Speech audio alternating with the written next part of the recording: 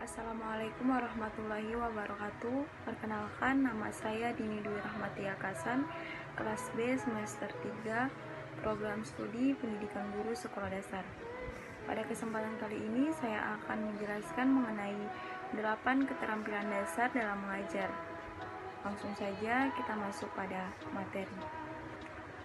Keterampilan dasar mengajar adalah keterampilan yang harus dimiliki seorang guru agar ketika proses pembelajaran berlangsung dapat mencapai tujuan secara efektif atau efisien, dan juga dapat mengembangkan potensi pada seorang guru.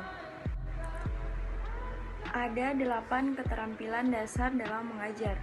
Saya akan membahas yang pertama, yaitu keterampilan membuka dan menutup pembelajaran.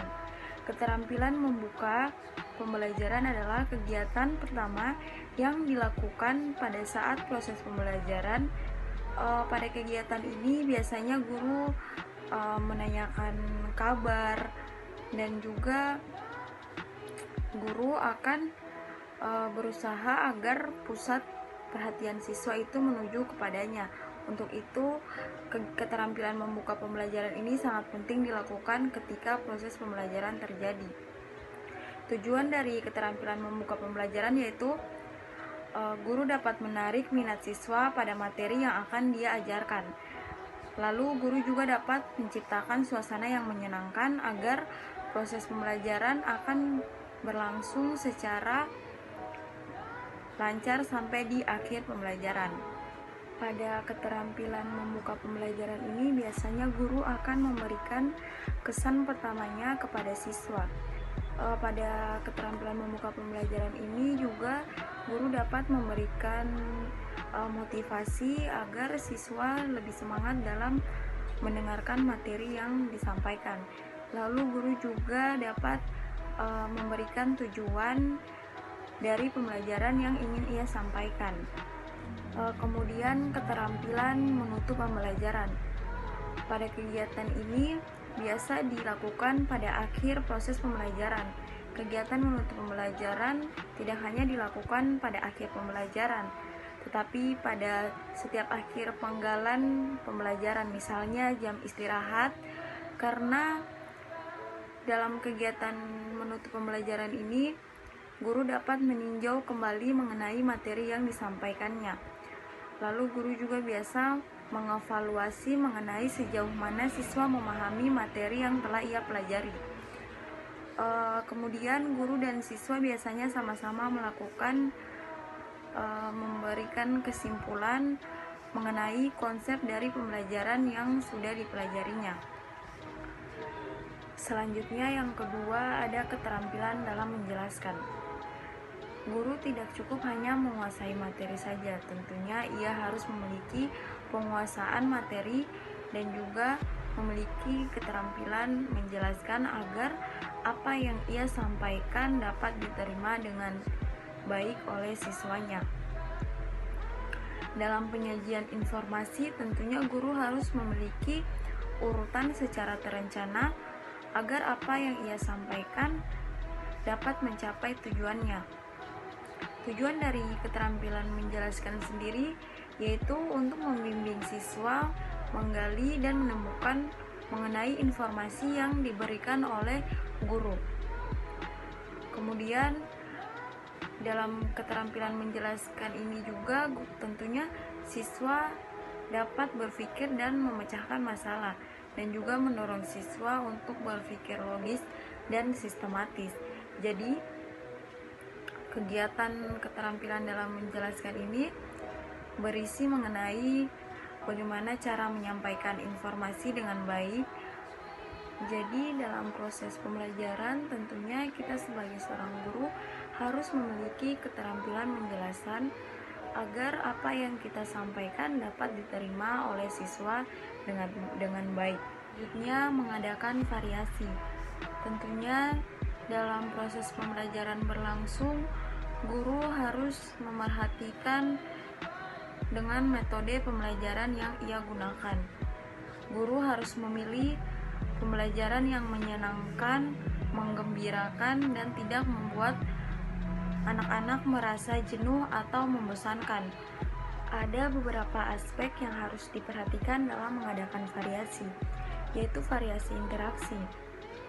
Variasi interaksi ini maksudnya ketika pembelajaran berlangsung, guru harus memiliki suara atau intonasi yang berubah-ubah, tidak hanya datar-datar saja dalam menjelaskan pembelajaran, tetapi harus ada penekanan intonasi agar apa yang disampaikan lebih mudah dimengerti. Nah, dalam proses pembelajaran berlangsung juga guru tidak hanya berdiam diri pada posisinya, tetapi guru bisa berjalan ke tempat duduk siswa agar siswa lebih merasa diperhatikan. Kemudian variasi penggunaan media pembelajaran. Guru bisa memilih media mana yang cocok dalam materi yang ingin dia sampaikan. Lalu variasi penggunaan metode pembelajaran. Nah, pada metode pembelajaran tentunya juga guru harus memiliki metode mana yang cocok untuk materi yang ia bawakan. Berikutnya ada keterampilan memberi penguatan. Penguatan merupakan segala respon yang diberikan oleh guru kepada siswa, baik dalam bentuk verbal maupun tingkah laku, dalam rangka untuk mendorong atau mengoreksi setiap sikap dan perbuatan yang ditampilkan oleh siswanya. Ada dua jenis dari penguatan. Yang pertama, penguatan verbal, yaitu penguatan ini disampaikan melalui kata-kata atau secara lisan.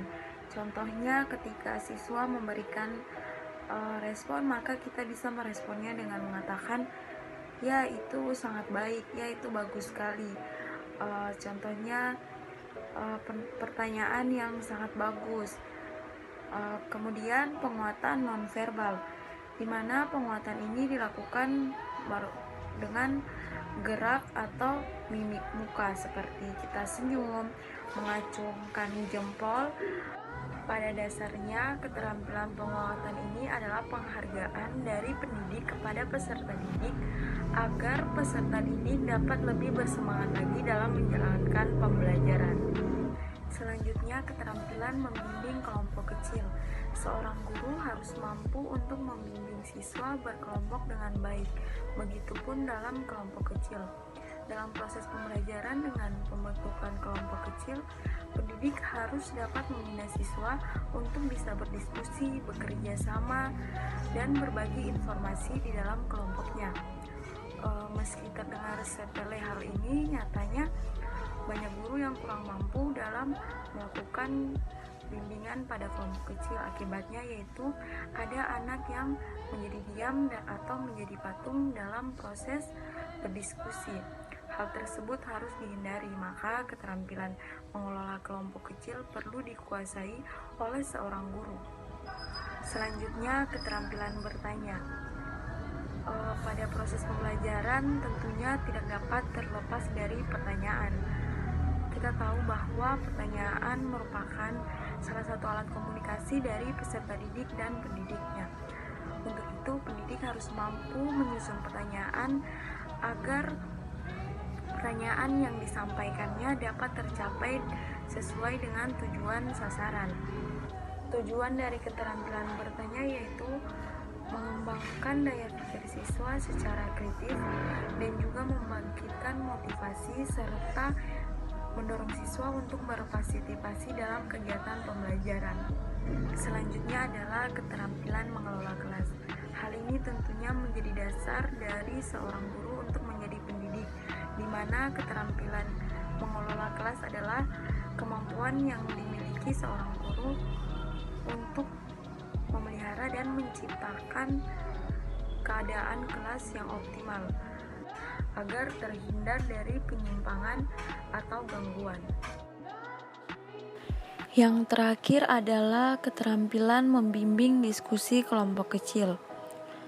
Keterampilan membimbing diskusi kelompok kecil adalah melaksanakan kegiatan membimbing peserta didik agar dapat melaksanakan diskusi kelompok kecil secara efektif dalam rangka mencapai indikatornya. Pada saat diskusi kelompok kecil ini biasanya dilangsungkan secara tatap muka dan memiliki tujuan untuk membagi informasi, memecahkan masalah, dan membuat keputusan. Berikutnya, karakteristik diskusi kelompok kecil. Yang pertama, sekelompok individu. Sebelum membuat diskusi, tentunya kita harus membuat kelompok individu. Yang kedua, interaksi tatap muka. Yang ketiga, memiliki tujuan. Diskusi harus memiliki tujuan yang jelas. Yang keempat, adanya kerjasama. Maksudnya di sini bahwa semua siswa harus berpartisipasi dalam diskusi kelompok. Yang kelima, mematuhi aturan. Tujuan dari memimpin diskusi kelompok kecil yaitu untuk memberi ruang dan peluang bagi peserta didik untuk belajar secara aktif, partisipatif dalam menguasai dan memecahkan masalah dan mengembangkan pola pikir positif dalam berinteraksi. Adapun komponen membimbing diskusi kelompok kecil, yang pertama adalah memusatkan perhatian, memperjelas masalah, menganalisis pandangan siswa, meningkatkan kontribusi siswa, serta menyebarkan partisipasi siswa. Dan di akhir diskusi biasanya dilakukan dengan menutup diskusi.